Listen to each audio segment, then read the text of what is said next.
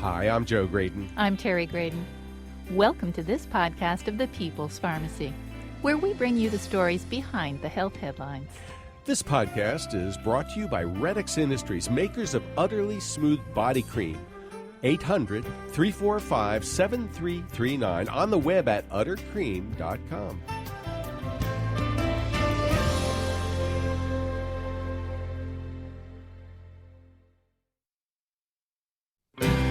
How good is your vision? Is there anything you can do to maintain your eyesight in good condition as you grow older? This is the People's Pharmacy with Terry and Joe Graydon.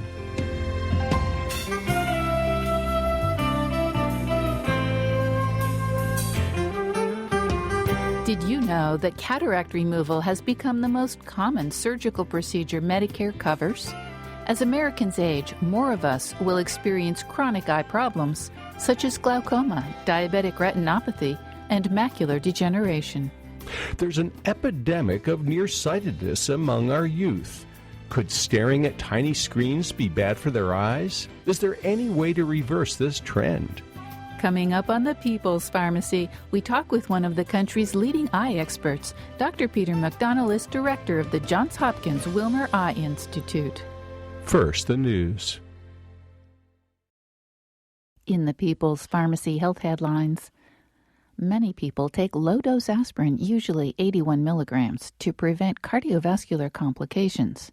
But is it safe to stop this medicine?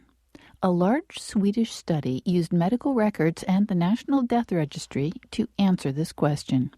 In Sweden, low-dose aspirin is available only by prescription, so the investigators were able to determine who was taking the drug. Between 2005 and 2009, more than 600,000 people over 40 did so.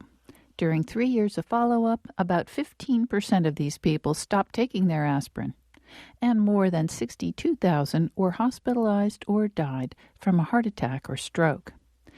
In analyzing the data, the researchers discovered that people who had quit their low-dose aspirin without a clear medical reason were 37% more likely to suffer such an event. This works out to one unexpected cardiovascular complication per year for every 74 aspirin quitters. Aspirin can cause serious bleeding, and even low-dose aspirin can irritate the digestive tract. People who were taking aspirin because of a previous heart attack had a higher rate of heart attack, stroke, or death if they stopped. In that situation, as many as 1 in every 36 of these patients suffered a cardiovascular complication. The scientists urge policymakers to find simple measures that will encourage people to keep taking their low-dose aspirin. They point out that it is an inexpensive pill with substantial public health benefits. Electronic medical records have been widespread for more than a decade. They were supposed to improve patient care, make prescribing safer, and allow patients to have their records with them wherever they need care. This portability was supposed to improve efficiency, lower costs, and reduce medical errors. For example, if a patient has a scan in Hospital X but undergoes surgery in Hospital Y, the scan, along with the prior medical records, should be available to the surgeon. Billions of dollars have been spent converting paper records to digital formats. How well has the new system worked? Not as well as you might hope. According to a new report based on data from the American Hospital Association, less than a third of the hospitals surveyed were able to exchange electronic medical records with other institutions. As a result, patients and their families have had to take the initiative to access records and get them from one medical facility to another. The bottom line seems to be that hospitals are not sharing information in a usable fashion. The cost of brand-name medicines in the United States is notoriously out of control. Some drug companies have raised prices dramatically, even for old medications that have been available for decades. An example comes from a study just published in JAMA Internal Medicine. The medicine in question is 17-alpha-hydroxyprogesterone caproate. It's a synthetic progestin hormone that is used to prevent preterm birth. This drug was previously available from compounding pharmacies, but in 2011 the FDA approved a brand name version called McDonnell. Harvard researchers reviewed insurance claims from 2008 through 2015. They discovered that both the brand name and compounded forms of 17P, as it's known, were associated with similar rates of preterm birth, but there was a big difference in the price tag. The cost for the compounded version averaged $206 for the entire pregnancy, while McDonnell averaged almost $11,000 per pregnancy.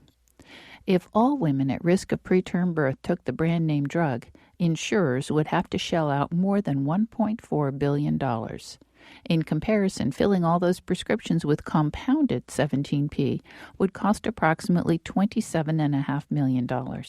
The investigators note that this is just one example of a major problem in American healthcare. There's no transparent and systematic link between the price or cost of a drug and its actual value or impact in terms of health and disease. And that's the health news from the People's Pharmacy this week.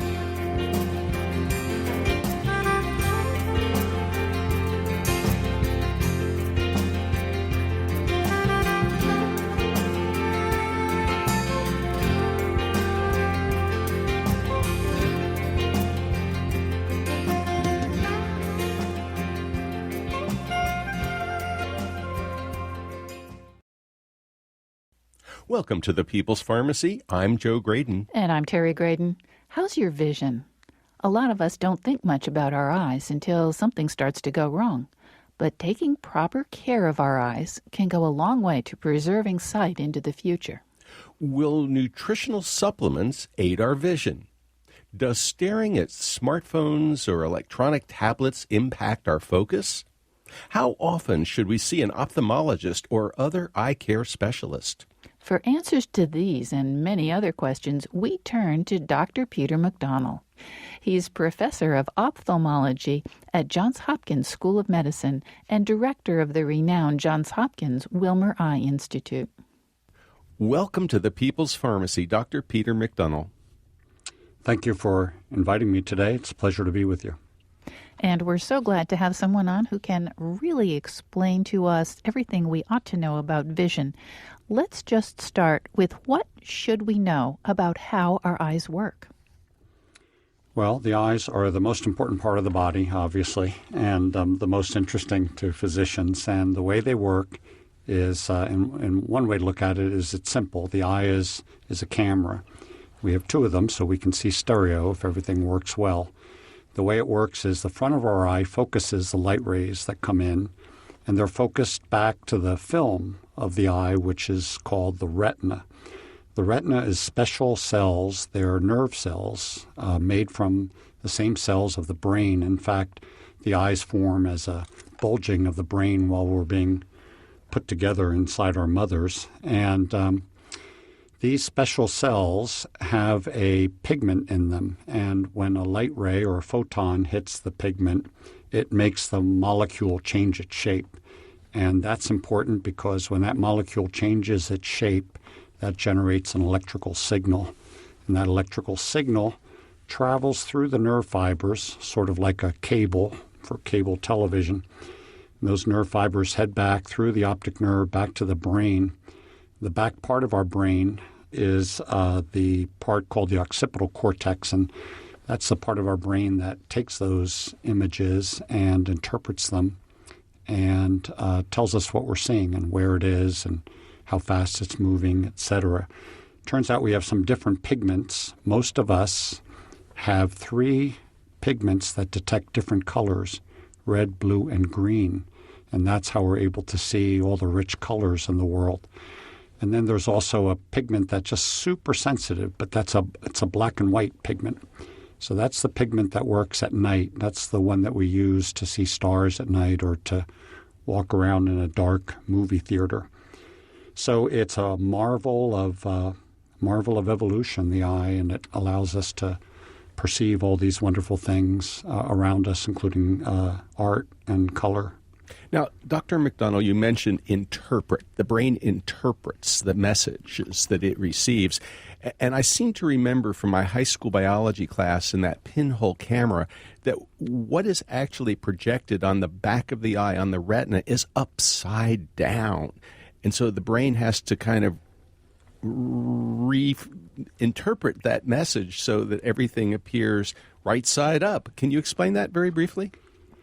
Isn't that strange? What you just said is exactly true. And the brain is a wonderful thing, obviously, and it figures out how to take those images and those signals and make sense out of them.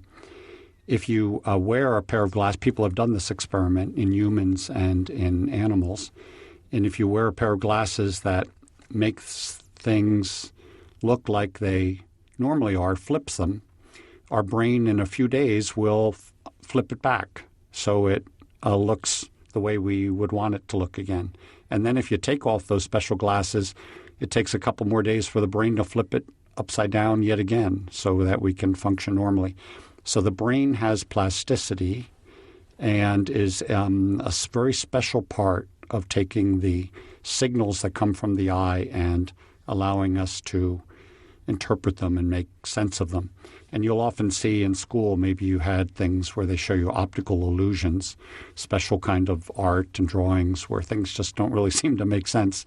And that is because of the way that our brain has learned to interpret the images. So it sometimes tells us we're seeing something that we know we can't really be seeing. And that's why we have optical illusions. It sounds like what you just described is a pretty complex process. There might be a lot of different ways that it can go awry. What are the most common eye problems that people experience? Well, the big one is refractive error. If we look around ourselves in a cafeteria or on the street or whatever, we'll see that in the United States, maybe 20% of people are wearing glasses. And those glasses fix something called myopia or nearsightedness, hyperopia or farsightedness, or something called astigmatism, and people can have combinations of them. So that's the number one on the hit parade. It's refractive error. It is the largest, the most common reason that people have to go to an eye doctor. Number two would be cataract. 3 million Americans have to have cataract surgery every year. It's the number one operation paid for by Medicare in the United States. And a cataract is when the lens of the eye becomes cloudy. And so we're no longer looking through a clear lens, we're looking through a cloudy lens, and it makes our vision kind of foggy. And then number three is that film of the eye that I mentioned, the retina. There are two conditions that impact that retina. In working age people, diabetic retinopathy. We have an epidemic of diabetes in the United States. The diabetes affects the retinal blood vessels and the retina and can cause severe eye problems. In older age Americans, people 60 years of age and older, the number one cause of blindness is a disease called macular degeneration. And we're having an epidemic of that condition. And that's an age-related degeneration in the very central part of our retina, the macula. And it's what causes our grandmother or other elderly loved one to, during their golden years when they really should be able to enjoy reading and golfing, it causes them to lose their central vision if not treated and caught in time, and is a real terrible, terrible problem. What about glaucoma? Does that also count as a serious eye condition? Sure does. 2% of adults in the United States have a condition called glaucoma, which is elevated pressure in the eye, and that needs usually to be treated with eye drops to lower the pressure. It's sort of like having high blood pressure, but it's high eye pressure. And people often are unaware. There are no symptoms in the beginning, so they don't know their eye pressure is high, and the only way to know is get it checked. And it's a common problem at 2%, 1 out of 50 adults. It's just not up there in the top three.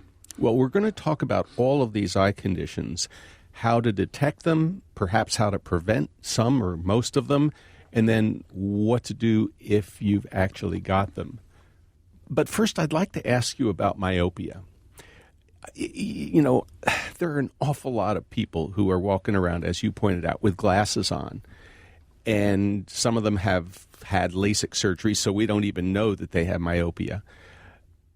Are there differences between where we are today and where we were 100 years ago? And I'm especially thinking about populations where we hear myopia is very common, especially in children, and whether or not we've done things that might increase the likelihood of myopia, like reading hours on end in low light, or perhaps relying on our cell phones or our smart tablets. Is there a genetic and an epigenetic effect based on our behaviors? I think what you just said is 100% accurate. Remember, as a species, throughout most of the time that human beings have been on this planet, we've been farming or hunting and gathering. And the printing press and reading and doing a lot of near tasks is really something we've only done in a blink of geologic time, right? So we evolved as a species to function outdoors and at distance. And in the last 100 years or so, we've evolved into knowledge economies. We all go to school now.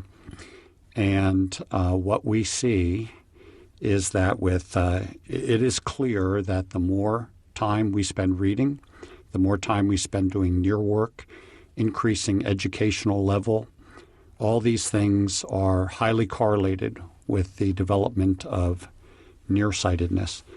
Another thing that's highly correlated is your parents. If one of your parents is significantly nearsighted, you have about a 1 in 4 chance that you will be nearsighted. If both of your parents are highly nearsighted, there is a 3/4 or even higher chance that you will be nearsighted. Something else that's really fascinating, as we evolve from people who've lived outside and worked outside to people who spend all their time indoors, there are actually studies showing that in school children, if you force them to spend an hour each day playing outdoors, it reduces their risk of developing nearsightedness. So my mother used to make us do that when we were kids. I thought she was sick of us making all the noise in the house, but probably she was trying to reduce our chances of becoming nearsighted. But it's remarkable that it seems natural outdoor lighting for at least 1 hour per day in children clearly, significantly reduces the risk that they'll become nearsighted. You're listening to Dr. Peter McDonnell, director of the Johns Hopkins Wilmer Eye Institute. He's professor of ophthalmology at Johns Hopkins School of Medicine. Terry, when Mom said go out and play when we were kids, she didn't realize that she was also helping preserve our vision and perhaps preventing nearsightedness. Well, absolutely. And children have so much less opportunity to play outside these days. Well, there's cutbacks in recess, and of course now kids come home and they've got so much homework, not to mention they want to play video games. So maybe it's time to follow Mother's advice and go out and play. We need to take a short break. When we come back, we'll find out how to monitor for eye diseases that may not have early symptoms. Eye doctors are much more favorably disposed to vitamin supplements than most other physicians. Which supplements make a difference? How often should you see your eye doctor? An eye exam can sometimes show signs of other health problems. What will the eye doctor see? And we'll learn about preventing and treating 2 types of macular degeneration.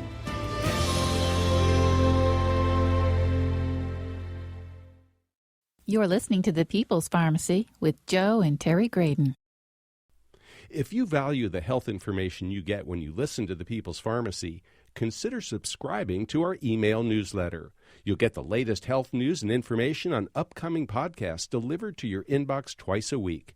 Look for the link at peoplespharmacy.com.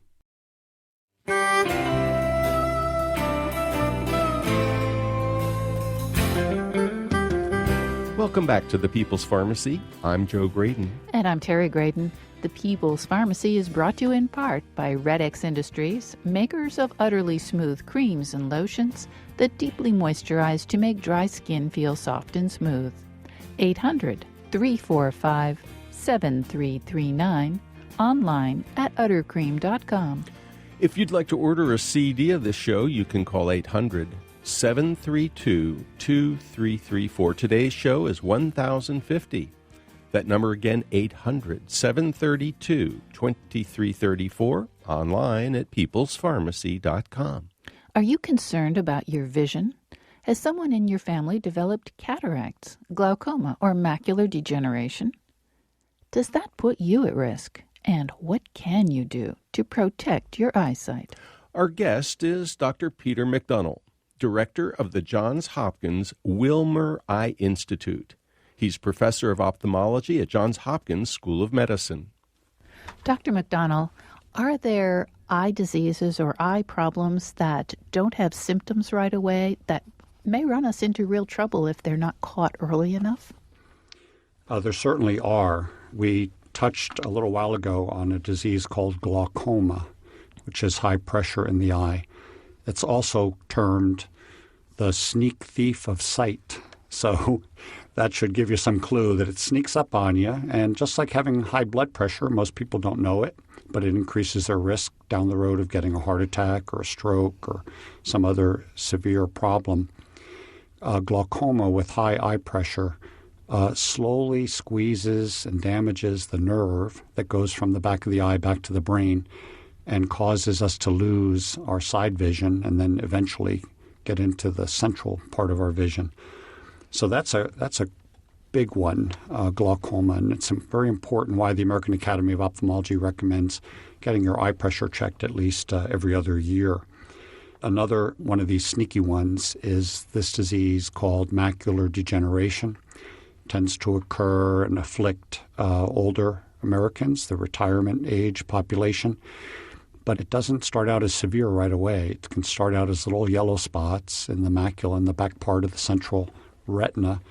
And it turns out that if detected at that point, there are probably some vitamins and nutritional supplements that can be used to help slow down the progression of the disease.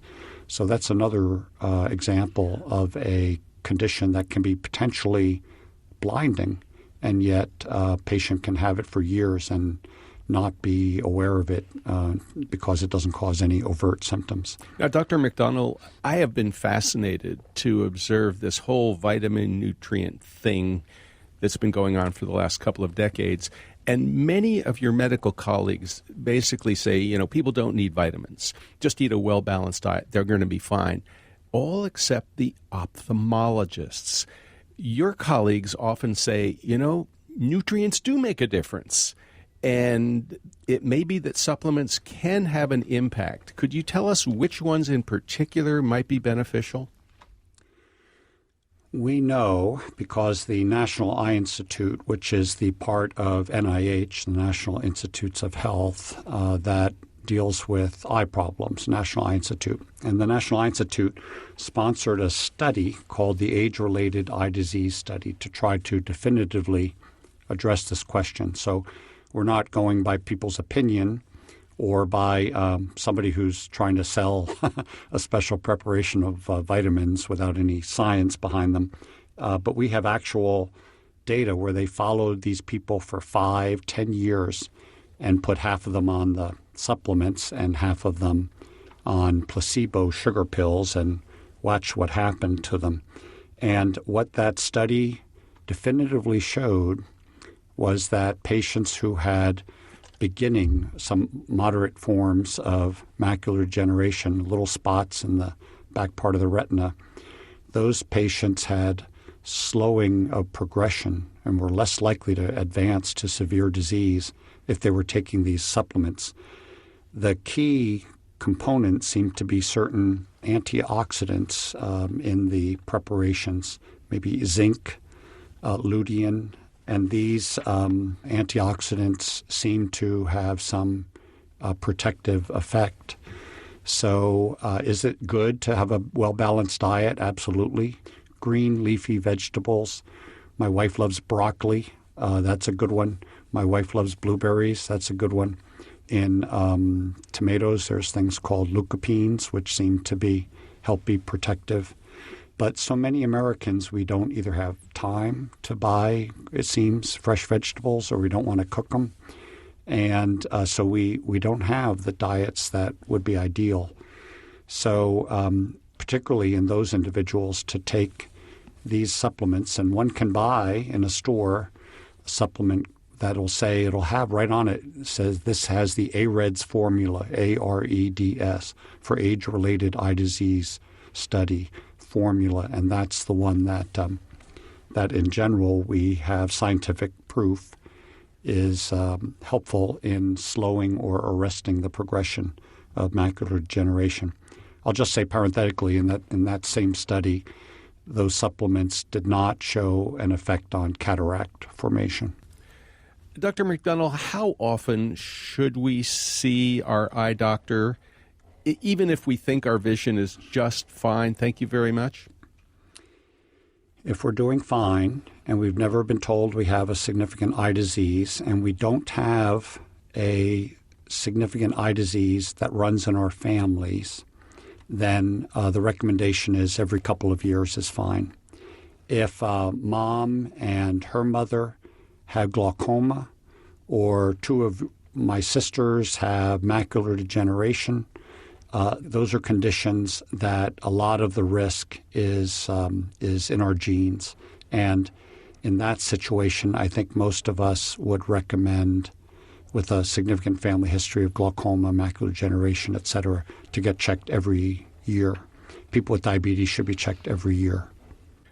Dr. McDonnell, you mentioned that it's important to have your eyes examined regularly, especially as you get older, to detect things like glaucoma or cataracts, presumably, but also macular degeneration. And I'm thinking that it's also possible that a really good eye exam can reveal things that may be going on in the body. I recall my eye doctor saying, "Oh, your blood vessels look great. So no likelihood that hypertension is causing damage." And I've also heard that perhaps you can begin to see changes in the brain that might harbinger Alzheimer's disease through a good eye exam. Could you give us just a little sense of how the eye is the window on what's happening in the body or the brain? You make an excellent point. We're able to actually look at the blood vessels and the cells. It's like we're looking with extremely high magnification at a part of the brain.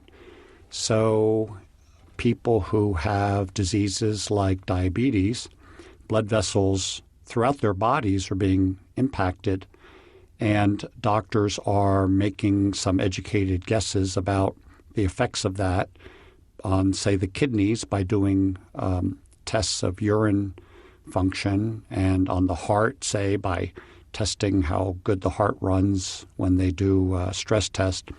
But we ophthalmologists actually get to look exactly at it. So there's no guesswork. There's no having to do some blood tests and try to guess why the blood test is abnormal or not. We're actually seeing it. So I tell patients, no sense trying to keep any secrets from me, because I can look right into them and see what's going on. And the changes that we see in their blood vessels and different parts of their body are, in fact, typically what's occurring in the parts of the body that we cannot see or see nearly as sharply as we can the eye. So you're right that there are data suggesting that some of the changes that occur in some forms of dementia can show up in the eye early on. People with high blood pressure, we can see high blood pressure effects on the blood vessels very often. Certainly with diabetes, certainly people with high cholesterol, lipid problems, we can see those lipid deposits forming in the blood vessels in the retina of the eye, just as they presumably are in the heart, let's say, and might lead down the road to a heart attack or some other kind of problem. So you're exactly right that sometimes people come into us to get their eyes checked and end up leaving with a new systemic diagnosis, and we have to send them to, say, their internist to start treating them for diabetes, because by looking in the eye, we figured out for the first time that they have it. Dr. McDonnell, we've mentioned macular degeneration. My understanding is that it comes in two different varieties, as it were, wet and dry. And we have had a number of questions from listeners about aspirin and macular degeneration. Can you explain to us what that's about? You're right. The dry form of macular degeneration is a loss of the retinal pigment epithelial cells, and these are a special layer of cells that help absorb light after it passes through the film of the camera of the eye, the retina. We don't want it bouncing around the eye, and these pigment epithelial cells absorb it. So as those pigment epithelial cells develop problems and in some cases just seem to disappear, we call that the dry form. The wet form is when blood vessels, abnormal blood vessels, start to grow into the back of the eye, and they're stimulated by some molecular signal that we're still working to completely understand. And these blood vessels cause a problem because they are abnormally leaky blood vessels, and they leak fluid, and sometimes they can bleed. And that fluid and blood under the eye causes like a little blister under the retina, so it's like the film of the camera is now elevated and distorted, sort of like taking the carpet on your floor and putting it into folds. Obviously, people who take aspirin, there's some concern, if I'm at risk of these abnormal blood vessels bleeding and I'm taking aspirin, is it possible that the bleeding will become either more likely or might be more severe? On the other hand, these patients often are taking aspirin for a very good reason. They've had TIAs, transient ischemic attacks, or mini strokes in the brain, and we don't want to risk them having a major stroke and with all the problems that would cause. So in general, if you take aspirin, it is important to understand exactly that there is a good reason that you're taking it, and to consult and inform both your medical doctor or your internist and your ophthalmologist that you are on it, and they can take whatever appropriate actions might be appropriate in that situation. I'll just also mention there's a treatment that involves an injection in the eye for people with the wet form of macular degeneration, and that's like a miracle. It has restored sight for many people who have started to develop these abnormal blood vessels. So detecting the blood vessels early and treating them with this treatment to make them go away is crucial. And if we're able to do that, then presumably there's less worry about taking aspirin. Now, Dr. McDonnell, you mentioned a miracle. And in fact, these anti-angiogenesis drugs have really changed the face of macular degeneration, because there was a time when there wasn't much, if anything, that could be done, maybe some laser treatment, but these drugs really are making a difference. But there's a lot of controversy over the cost. And I wonder if you could give us some insight where we stand on the two primary drugs and how people can afford this kind of approach, and where the world of ophthalmology that you swim in has evolved in terms of actual treatment. These medications, initially the anti-VEGF agents, were first developed as a way to treat cancer. The belief was that if you could stop blood vessels from growing into tumors and feeding the tumors, then the tumors couldn't grow. And that was the theory of Dr. Judah Folkman up at Boston Children's Hospital, and he was right. And he did most of that pioneering work to figure out how to stop tumors and cancers from growing. He knew about the eye problem. One of my professors had worked with him on that, but he was primarily interested in blood vessels to treat people with cancer. It turned out that the first one that was developed, a drug called Avastin, was tried in people with macular degeneration, and ophthalmologists were stunned by the results. It worked dramatically well. And it turned out that you could take a vial of the Avastin that was used to treat someone with cancer, and without FDA approval, it was off-label use of this medicine, you could divide it up into little aliquots, and you could inject a whole bunch of people with it, a whole bunch of eyes, and do that for just $50 a treatment. And so it was remarkable. And then the manufacturer developed a somewhat different drug, but similar, and got it through the FDA, did all the detailed studies, got it approved by the FDA, and charged $2,000 per injection. And the injections had to be every month, so that became a big item for Medicare to pay for. Most of these patients are over 65, so Medicare pays for most of it. And a lot of controversy and a lot of anger over why do we have to pay so much for this. And, of course, we're all familiar with the debates. The companies will say, well, the research is so expensive to do. And the patients and often the doctors say, well, we want to make sure that everyone gets it.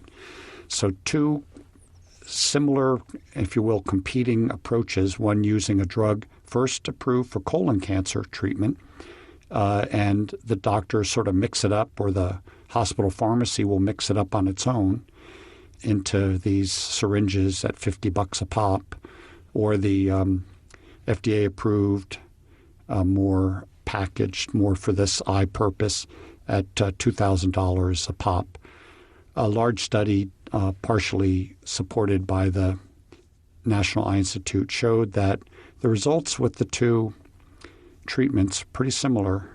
There may be a slight safety advantage to the more expensive form, but in terms of effectiveness, they were about the same. So depending on the physician and your insurance and so on, usually they discuss it and people decide which might be the more appropriate treatment for them. You're listening to Dr. Peter McDonnell, director of the Johns Hopkins Wilmer Eye Institute. He's professor of ophthalmology at Johns Hopkins School of Medicine. Terry, a lot of people are concerned about the high cost of medications, and you can understand why $50 versus $2,000 would get a lot of attention these days. Absolutely. But, of course, if there were concerns about safety, that also would have to be factored in. And I think there's some concerns about infection control. But bottom line, if you need the medicine, you're going to want to talk to your ophthalmologist about the right choice. And what was that supplement that he was talking about a little bit earlier to prevent macular degeneration? Well, we call it AREDS. It's AREDS. And there's now a new version. AREDS 2. We need to take a short break, but when we come back, we'll find out what symptoms should trigger an appointment with an eye doctor. Find out about one common condition, cataracts. What could you do to prevent them, and how are they treated? Which drugs can make a person more susceptible to cataract? And what can you do to protect your eyes and preserve your vision?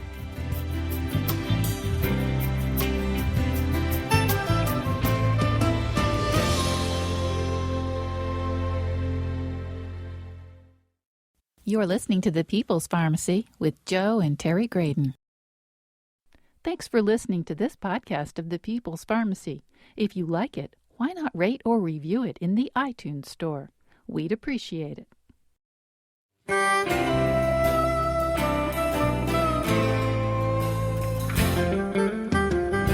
Welcome back to The People's Pharmacy. I'm Joe Graydon. And I'm Terry Graydon. The People's Pharmacy is brought to you in part by Redx Industries, makers of Utterly Smooth Foot Cream with shea butter, helping dry, cracked feet feel utterly soft and smooth. 800-345-7339. The website is uttercream.com. To order a CD of today's show or any People's Pharmacy broadcast, you can call 800-732-2334. Today's show is 1050. That number again, 800-732-2334, online at peoplespharmacy.com. We're talking today about preserving your vision with one of the country's leading eye experts. Cataracts are a common side effect of accumulating birthdays. Are there medications that can increase your risk? What can be done? Our guest today is Dr. Peter McDonnell, director of the Johns Hopkins Wilmer Eye Institute. He's professor of ophthalmology at the Johns Hopkins School of Medicine. Dr. McDonnell, what symptoms should people be aware of? What symptoms should trigger an appointment with the eye doctor? Well, the eye can be impacted by a whole variety of problems, from infections to problems like diabetes or macular degeneration causing blurring. So some of the most common symptoms we see are people who call and say, my vision's blurry. I woke up and I don't see well out of my right eye. And no, I don't know why, but when I went to bed last night, everything was okay, and today I don't see well. Or, gee, my eye is all red, or, ooh, my eye hurts, or it seems like there's sort of a veil coming down over my vision, or, gee, I'm seeing all these flashing lights and things floating around. Is that a worry? Oh, those flashing lights really do get your attention. Oh, brother, they truly are disturbing to people, including physicians, when they get them. And my view is that often, simply over the phone, you cannot tell what's causing. We can often have a good idea, but we can't be sure what's causing these problems. Pain, significant redness, a significant decrease in vision. I think there's no substitution for going in and getting a check. And sometimes time is of the essence. So at my institution, we prefer to tell people, come today, and we will look. And if it turns out it's nothing, no biggie, just a little floaters, which sometimes happens normally to people, you'll be reassured. But if it is a problem beginning that could be significant, we're going to nip it in the bud. So my view is best to err on the side of going in and getting it checked. If you have any clear impression that there's been a substantial change, I think it's best to have someone take a look and either reassure you or fix the problem, because the sooner, if it is a significant problem, the sooner we treat it, the easier it is for us to fix it. And treatments have really changed dramatically in the last couple of decades. You mentioned new treatments for macular degeneration, but we have new drugs for glaucoma as well that are much more effective and less likely to cause side effects, correct? Yes, there was a time when all we had for high eye pressure were certain drugs that were similar to what we were using for high blood pressure, timolol, for example, a beta blocker. And just by putting an eye drop in the eye, people could get systemic side effects from it. People with asthma might get an asthma attack or other things. So it highlights the importance of any medicine you're using for the eye or the rest of your body. All your doctors should know about it. And now there are medications that have very, very, very low side effects. An excellent one is a medication called latanoprost. Does not have most of the side effects of a drop like timolol. And this latanoprost is it's very nice. It's gone generic, so it's also incredibly inexpensive these days. So patients have very good treatments for glaucoma. Still, it is annoying for a lot of patients. They have trouble remembering to put their drops in. The average patient that comes to my institution for cataract surgery is taking 7 prescription medications per day, usually pills. And to tell them they need to take another drop 2 or 3 times a day, they may have arthritis. They find handling the bottles difficult. They may have trouble remembering when did I take that drop or not. So we're trying to develop new treatments that do not require the patients to put them in, but we could use a sustained release form that would last them for a few months. And that will be a nice thing when that's available. That certainly will. If I recall correctly, you said that cataracts are the most common surgery that Medicare pays for. Can you tell us a bit more about cataracts and their treatment, and if there's anything that can be done to prevent cataracts? Cataracts are clouding of the lenses of the eye. Our eye, as we said, is like a camera, and the lens in the eye does a lot of the focusing. And when it starts to get cloudy and yellowish, it reduces our ability to do certain things. Reading, driving at night is a common complaint. There are famous artists who developed cataract, and it changed how they painted. Some people think the beginning of Impressionism related to artists developing cataracts. We know that if you smoke, you need to stop smoking. Smoking accelerates cataracts. It also worsens age-related macular degeneration. The number one cause of cataract is aging, so don't get old. Not very practical advice, I will say. And there you go. I have heard of people who've had cataract surgery in their 40s, which doesn't seem very old. Not old at all. And in fact, sometimes we have babies born with cataracts. In those cases, it's usually there's a family history of cataract formation at a young age. So there's either some metabolic or other genetic reason why the cataract is more sensitive. The lens is more sensitive to developing cataract, may be related to light exposure, et cetera. So we also recommend many ophthalmologists, let's put it this way, the data aren't absolutely conclusive, but many, if not most ophthalmologists, if they're outdoors a lot, are wearing UV-absorbing sunglasses and a hat with a brim to reduce the amount of UV light that hits their lenses. Now, Dr. McDonnell, speaking of prevention, there are some drugs that increase the risk for cataracts. One category, corticosteroids, prednisone being a classic example, have been reported to increase the risk. But we've heard more recently that statins may also play a role. Any thoughts there? There are certainly associations. Prednisone or steroids are the biggie, either by pills or even with an eye drop. But also, as you said, statins. There are these medications for people with psychiatric illness, thorazines, that deposit in the lens, and we can see them. So for many new drugs, when they're being developed, part of the study is for regular eye exam to see if any changes are developing in the lens of the eye, any cataract formation. So with statins, what I would say is there may be, the data suggests, to me at least, may be increased risk if you take statins. But if you need them to protect yourself from heart disease and stroke, then I think one thing to keep in mind is that cataract surgery today is so successful, so advanced compared to even when I was a resident and first learned how to do it, that that would be treatable, and I would not personally take a substantial risk of developing, let's say, a stroke out of fear that this pill for my cholesterol might increase my chances of getting a cataract. Are there complications from cataract surgery that people ought to know about?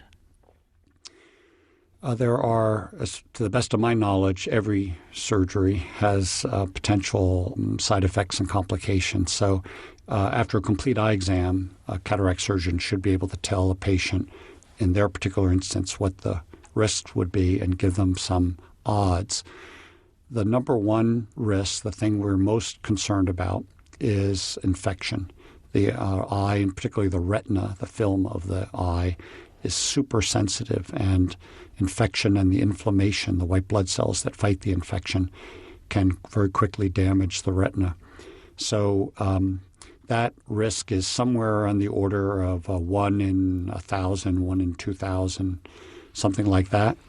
If you're at our institution, last time we checked this, about 1 in 5,000.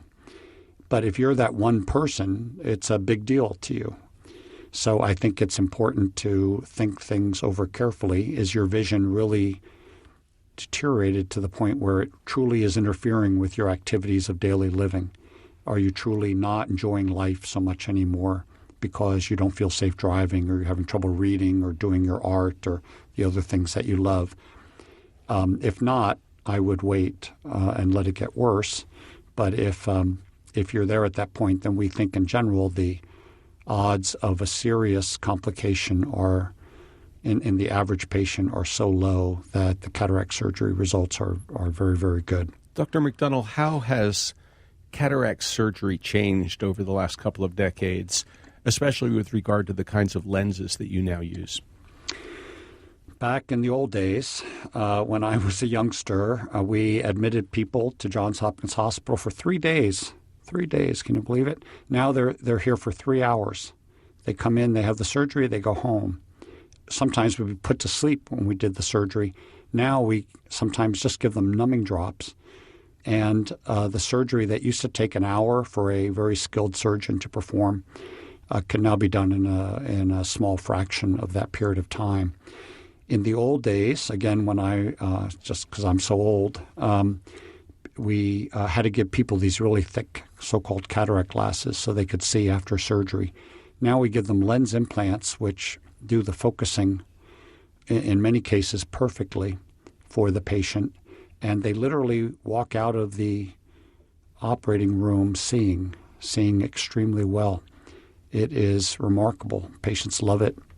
Usually they'll hug you when they come in for their checkup the next day. It's so gratifying to be able to do that for people. So these lens implants, particularly someone who's been, let's say, nearsighted or very farsighted most of their life, you take out their cataract, you give them a lens implant, just the right power. They come in all different powers, just like contact lenses. And the people just open their eyes and can see like eagles. And they are just deliriously happy. So it's a wonderful thing. Now, there are some medications that have made cataract surgery a little more challenging. They're called alpha blockers. They're often used to control blood pressure or for people who have some urinary issues. Drugs like Cardura, for example, or doxazosin. And we've heard of something called floppy iris syndrome. How serious is that? And have you all figured out ways to overcome it?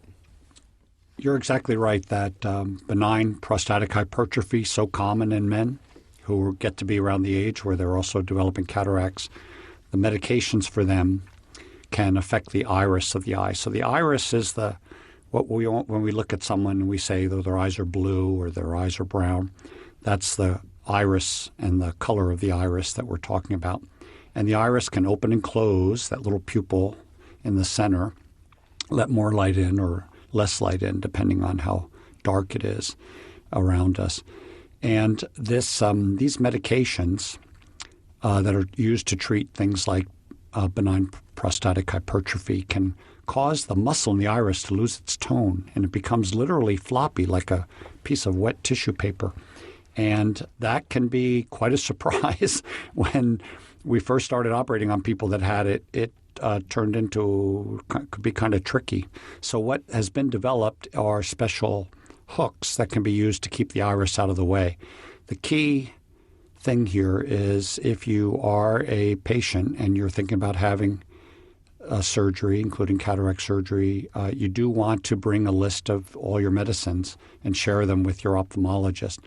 And if one of those medicines is on the list, your surgeon will certainly take note of it and plan at the very beginning of the operation, plan accordingly to make sure that there's not a problem with the iris during the surgery. Dr. McDonnell, there are sunglasses. There is a good diet that's full of fruits and vegetables. What else can we do to take care of our eyes and reduce the likelihood that we'll have a problem? Well, you're going to laugh at me because you're going to say, well, that's just common sense. But the things like watching your weight and exercising, don't get diabetes. Don't allow yourself to become obese if at all possible.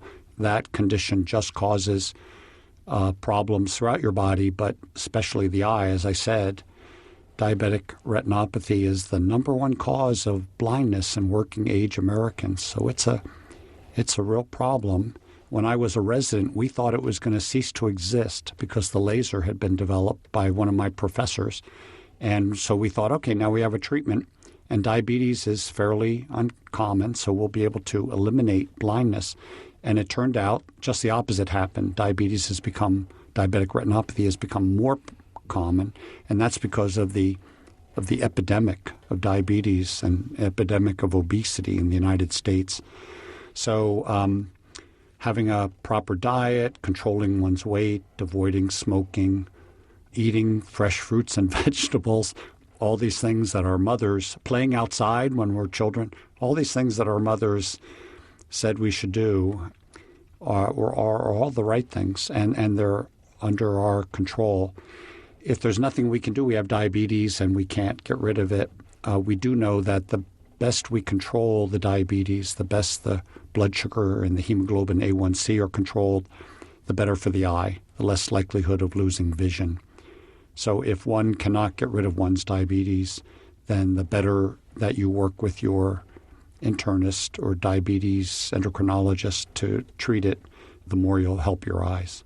Dr. Peter McDonnell, thank you so much for talking with us on the People's Pharmacy today. Thank you for inviting me. You've been listening to Dr. Peter McDonnell, director of the Johns Hopkins Wilmer Eye Institute. He's professor of ophthalmology at Johns Hopkins School of Medicine.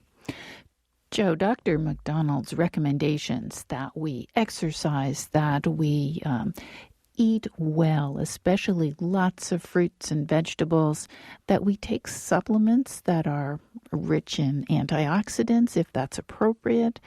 These are recommendations that are good for all of our body. It's good for our heart. It's good for our brain. It's probably good for our livers and our kidneys, but it's also good for our eyes. Absolutely. So we keep hearing the same message over and over again. Lifestyle matters, and certainly stopping smoking and eating your fruits and vegetables and exercising and doing all of those things will be good for our entire bodies. Well, that's all the time we have. Lynn Siegel produced today's show. Al Wadarsky is the engineer. Dave Graydon edits our interviews. The People's Pharmacy is produced at the studios of North Carolina Public Radio, WUNC. The People's Pharmacy theme music is by B.J. Liederman. The People's Pharmacy is made possible by Redx Industries, makers of Utterly Smooth Extra Care 20 Cream with 20% urea for extra skin protection.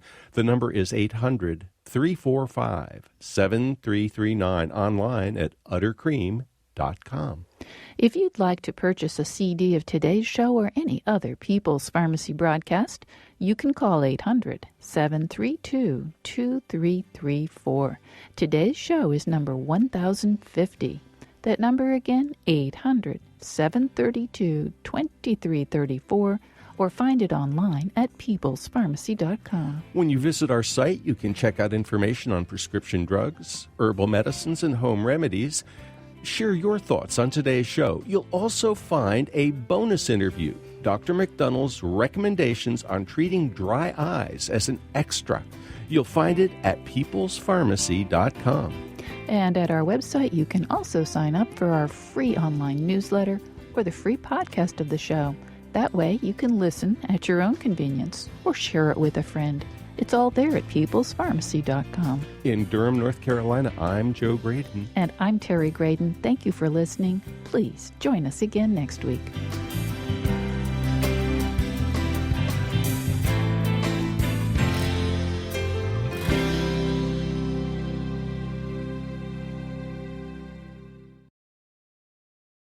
We hope you enjoyed this podcast. If so, please consider taking a minute to write a review on iTunes. And thanks for listening to The People's Pharmacy.